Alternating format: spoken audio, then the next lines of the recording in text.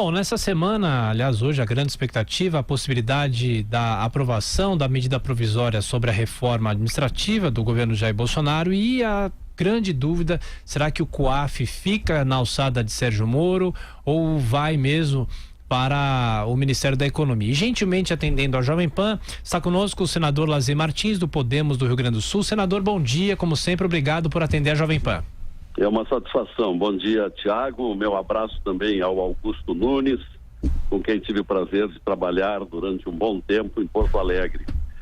Olha, nós vamos fazer uma reunião agora ao meio-dia, até vamos fazer uma reunião do Podemos. O Podemos hoje tem 8 senadores, dentro de um mês mais ou menos, provavelmente teremos 10 encaminhamentos muito bons, nos encaminhamos para ter a segunda bancada do Senado. Nós vamos nos reunir para tomar uma posição, porque é realmente um dilema, porque se votarmos a favor da volta do COAF para a Justiça, que é o que todos nós do Podemos nós desejamos, vai criar um impasse aqui, ele volta para a Câmara e na Câmara poderá acontecer de tornar sem efeito a reforma administrativa, porque tudo termina, a medida termina no dia 3, e aí ficariam, entre outros problemas, os 29 ministérios, o que não é bom. O principal, Tiago e Augusto e ouvintes da Jovem Pan, é que é uma indignação generalizada dentro do Senado por algo que hoje nós já podemos chamar de prepotência da Câmara. A Câmara, hoje em dia, decide em medidas provisórias, cujo prazo é de 60 dias, prorrogáveis por mais 60, como aconteceu no caso na semana passada, ficou 119 dias com uma emenda. Deixou um único dia para esse Senado decidir. E da maneira que vem andando as coisas, o Senado vem se transformando numa casa carimbadora. E isso não pode continuar. Então esse é um impasse que nós vamos avaliar. Mas então a minha resposta, e você me pediu uma intervenção rápida e eu atendo o seu pedido, nós vamos decidir daqui a pouco, ao meio-dia, nós vamos fazer uma reunião almoço, que casualmente vai ser no meu gabinete, e estarão presentes os 8 senadores do Podemos, mais a presidente do Podemos, que é a deputada Renata Abreu, e mais o líder do Podemos na Câmara dos Deputados. Vamos discutir a situação, que posição adotar hoje à tarde. Perfeito. Augusto Nunes. Eu quero fazer uma pergunta ao meu amigo Lazier Martins. Foi uma honra trabalhar ao lado dele na RBS. Então eu me despeço de chamar de senador, Lazier. Mas claro, e o Tiago também. Vamos deixar a cerimônia para as reuniões do Senado. É o hábito, né, senador? É o hábito. Lazier, qual é a sua posição pessoal frente a esse dilema? Eu estaria inclinado a votar pela volta do COAF à Justiça. A minha posição pessoal seria essa. Mas eu estou sentindo que a maioria, à exceção do Álvaro Dias, que é o líder do partido, o Álvaro também pensa assim. Mas vamos ouvir os demais colegas e vamos decidir por maioria. Senador, Denise Campos de Toledo, quem está falando, bom dia. Sim, Denise, perdoe não ter citado o seu nome, é um prazer. Diga. É o seguinte, se houver votação no Senado favorável ao COAF no Ministério da Justiça, haveria tempo depois para a Câmara decidir novamente em relação à reforma administrativa, sem que se cancele toda essa reforma? Eu acho que não. Eu acho que a Câmara deixaria escoar o prazo de vencimento da medida. Porque o Centrão está muito forte hoje lá dentro. É uma coisa impressionante. Hoje o Centrão está se transformando no principal poder da nação. Basta ver o que fez nessa última reunião, o que vem fazendo aí de críticas permanentes ao presidente Bolsonaro, que tem cometido erros terríveis, grotescos até, mas é o presidente eleito e que teve a confirmação de prestígio.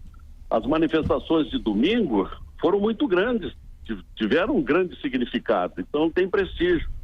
Vamos ver que atitude vai tomar o Centrão, mas o Centrão está ele ficando desprestigiado e particularmente o presidente da Câmara dos Deputados, né, que foi o objeto inclusive de bonecos e de críticas, etc. Então é assim que eu encaro.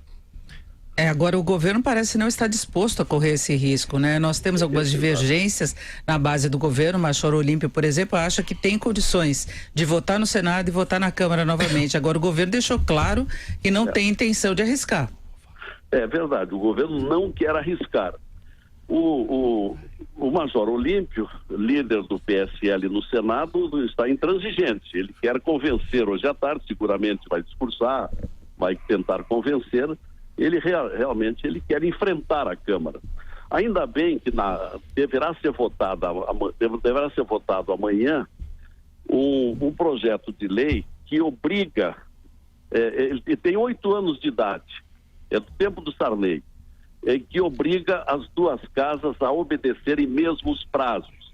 Isto é, não mais permitir que uma casa fique indefinidamente e reduza o prazo para outra casa decidir. Então, se for votado isso hoje, deveria ser votado, pelo menos estava previsto, foi o que prometeu, nos comunicou em plenário na semana passada o Alcolumbre, isso deverá ocorrer e terminar esta supremacia incrível da Câmara sobre o Senado.